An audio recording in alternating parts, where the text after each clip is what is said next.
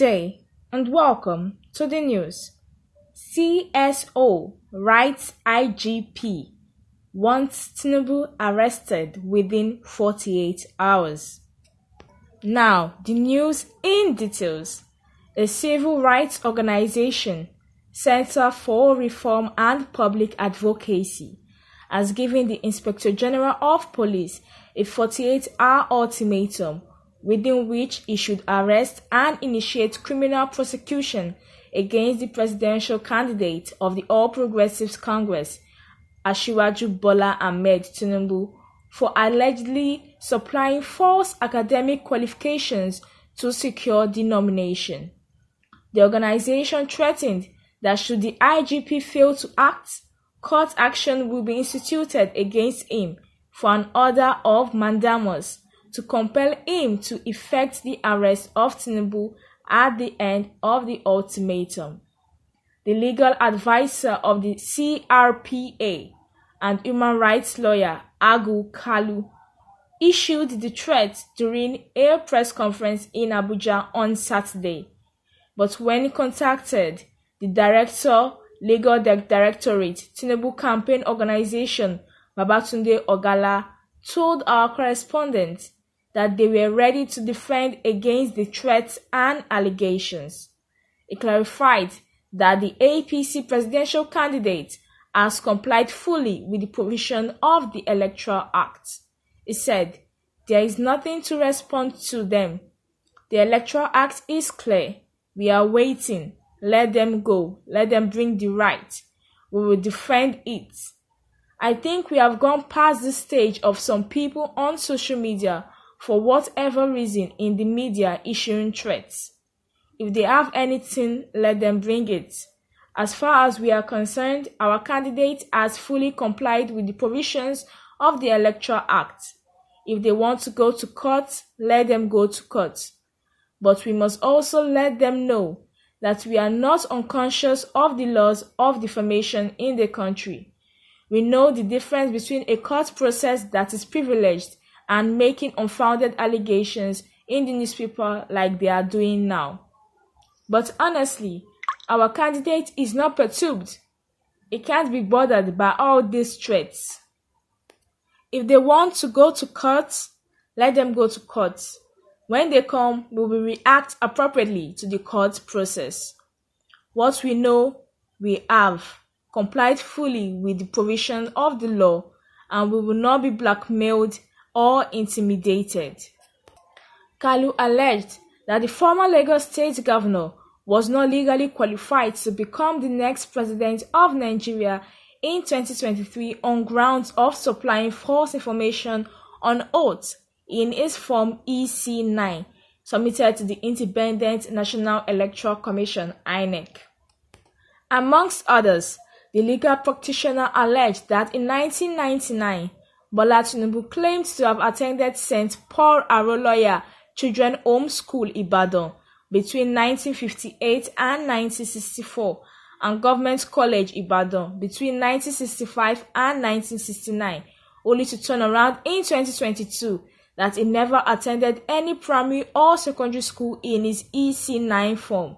He said, "We wrote a petition to the IG on June 16th, demanding the prosecution of Tinubu for providing false information on oath in his INEC form CF001, which is submitted in 1999. Since the IG is yet to act on the petition, we are using this press conference to call on the IG to do the needful. It is not above the law. Nobody is above the law. Sections 191 and 192 makes it a criminal offense to provide false information on oath. We are also calling on President Buhari to direct the IG to arrest and prosecute Tinubu for perjury. It is a very serious issue."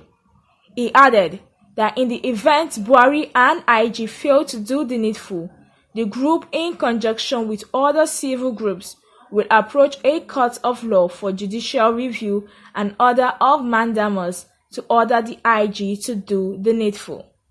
Kalu, who represented a certified true copy ad hoc report of the Lagos State House of Assembly, which investigated the former governor in 1999, said that Tinubu clearly admitted discrepancies in his academic qualifications. It said that the investigation of Tinubu's academic qualifications in 1999 was the aftermath of a petition written by a foremost legal luminary and social crusader, late Chief Gani Fawemi. According to him, CRPA's petition calling for arrest and prosecution of Tinubu was submitted to the IGP since 16th of June and lamented that up to now, the police authority had not deemed it fit to effect this arrest. Kalu emphasized that nobody was above the law under the constitution and demanded that the police must perform its constitutional role without fear or favor. The activist said that in the event that he was found to have made false allegations against Tinubu, the police should arrest him and charge him to court appropriately. The Abuja lawyer explained that the position of his group for the arrest of Tinubu was not politically motivated but premeditated on the need for good governance and transparency in Nigeria in the 2023 general election. Among vital documents attached to the petition delivered to the IGP and acknowledged by his office included the forms submitted to INEC by Tinubu in 1999 and 2022 for verifications. So here we have a civil rights organization going by the name Center for Reform and Public Advocacy, giving the Inspector General of Police a 48-hour ultimatum to arrest Tinubu and prosecute him. And this is because of the discrepancies in Tinubu's academic qualifications. In 1999, while he was about to run for the post of governor of Lagos State, he stated that he had attended both primary and secondary school in Ibadan. But now that he's about to run for the post of president in 2023, Tinubu is saying that he never attended primary or secondary school. So this goes to show that he submitted false documents while he was running for the post of governor, which is a crime under the constitution.